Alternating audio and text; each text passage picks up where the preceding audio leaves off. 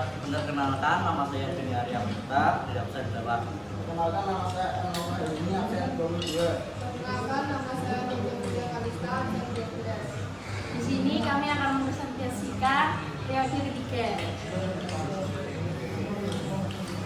Nah, ini pengertian teori ketiga. Teori ketiga menggambarkan periode unsur-unsur kimia seiring kenaikan atom. Terdapat 8 unsur. Yang pertama natrium, magnesium, aluminium, silikon, fosforus, sulfur, klorin, dan argon. Nah, yang pertama ada natrium. Natrium merupakan logam lunak yang berwarna putih kemerahan. Bereaksi cepat dengan air, tetapi lambat jika dengan alkohol. Tidak bereaksi terhadap nitrogen. Nah, kegunaannya adalah untuk membuat ester, kemudian Na-benzoat untuk pengawet makanan, isi lampu kendaraan bermotor, dan NaOH untuk membuat sabun. Yang kedua yaitu magnesium. Magnesium adalah golongan logam alkali tanah. Itu ciri-cirinya. Penggunaan magnesium yang pertama adalah sebagai katalis reaksi organik, yang kedua adalah untuk membuat lampu kalis, yang ketiga adalah pemisah sulfur antara besi dan baja. Yang ketiga, aluminium. Aluminium termasuk golongan logam dan kimia. Kegunaan aluminium yang pertama adalah untuk membuat konstruksi bangunan, yang kedua dipakai pada berbagai macam alau, yang ketiga tawa sebagai penjernih air. Yang keempat yaitu silikon yang merupakan golongan non-logam. Fungsi silikon yaitu untuk pembuatan kaca, semikonduktor, IC, alloy, dan enamel.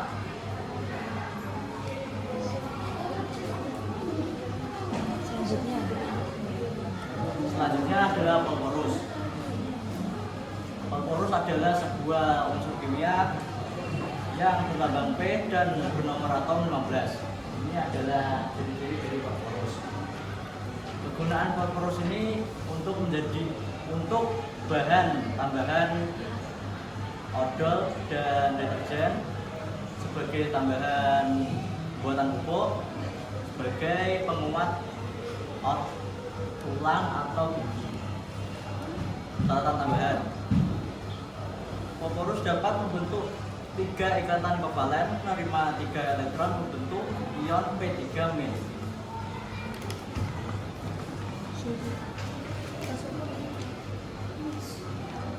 Sulfur termasuk golongan non-logam.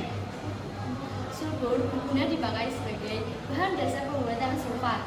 Digunakan dalam baterai, dipakai pada fungsida dan pembuatan kapur, digunakan pada korek dan kembang api, digunakan sebagai pelarut dalam berbagai proses. Pada sulfur ini, zat murninya tidak berbau dan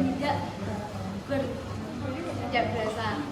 Secara alami, banyak terdapat di gunung Merapi, komponen murninya tidak beracun. Namun, senyawa yang terbentuk kebanyakan berbahaya bagi manusia.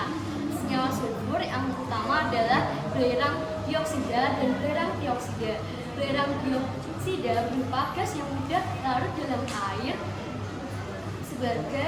sehingga menyebabkan hujan asam. Efek yang ditimbulkan dapat dikurangi dengan cara melewatkan air yang terkontaminasi pada padatan kalsium karbonat. Di belerang dioksida mendapatkan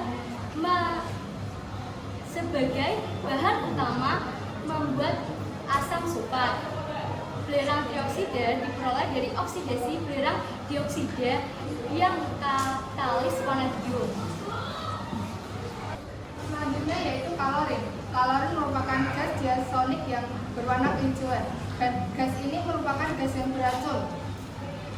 Pada bentuk apapun, padat maupun cair, kalorin merupakan oksidator yang kuat.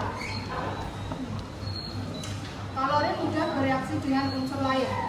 Kalori banyak ditemukan di laut dengan cara mengelektrolisis NaCl. Fungsi dari kalori yaitu yang pertama membersihkan bakteri dari air minum, kemudian banyak digunakan dalam industri-industri, kemudian yang ketiga menghilangkan tinta pada saat daur ulang kertas. Yang terakhir, argon. Itu termasuk golongan gas kimia. Ini adalah ciri-cirinya, dan argon ini berguna sebagai pengisi bola lampu karena argon tidak bereaksi dengan kawat lampu. Argon dipakai sebagai dalam industri logam sebagai inert saat pemotongan dan proses lainnya untuk membuat lapisan pelindung pada berbagai macam proses. Untuk mendeteksi sumber air tanah dipakai dalam roda mobil-mobil mewah. Pada argon tak reaktif seperti halnya gas mulia yang lain, dapat diperoleh dengan cara memasukkan udara dengan kalsium karbida terbentuk di atmosfer sehingga akibat dari proses sinar kosmik.